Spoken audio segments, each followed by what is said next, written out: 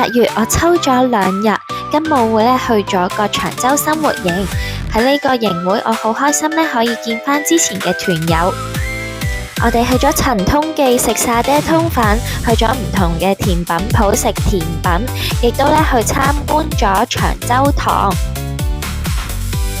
喺營會入面我明白咗一件好簡單但成日俾我哋遺忘嘅事，就係感恩。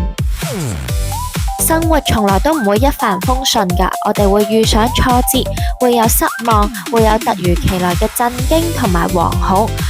好多時候呢啲負面嘅感覺會比快樂嘅記憶更加深刻，但我哋就係要提醒自己去懂得感恩。感恩喺香港嘅落雨季節入面，營會仍然可以喺一個好嘅天氣之下去舉行。感恩大家都願意付出，願意一齊去完成大大小小嘅挑戰。我哋有群體活動嘅時候，亦都有獨處嘅時候。喺獨處嘅時候，銘記 You are not alone， 上帝一直係與我哋同行。我哋可以停落嚟去睇下美麗嘅風景，慢慢品嘗世間美食。花園茶座嘅雪花冰，新金花餐廳嘅免治牛肉飯，甚至係興發茶樓嘅椒鹽瀨尿蝦，嗰種嘅美味都讓人難以遺忘。喺長洲漫步可以令人重新充電。感恩唔係去否定痛苦，而係讓心喺混亂入面去揾到方向。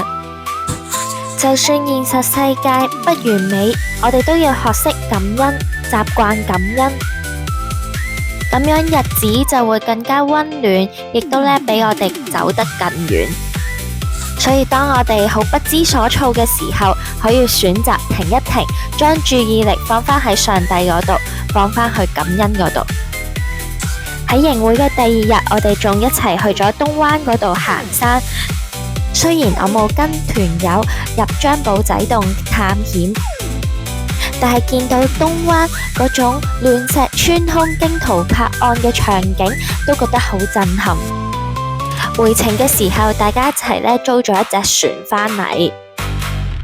呢次嘅旅程俾我喺忙碌嘅暑假入面得以喘息。有時要放鬆一下，拋開雜念，專注當下，重新思索信仰，我哋先至有前進嘅力量。我記得營會靈修嘅時候，大家討論過破碎者的上帝。即使我哋係一群軟弱嘅人，但都可以成為上帝使用嘅器皿。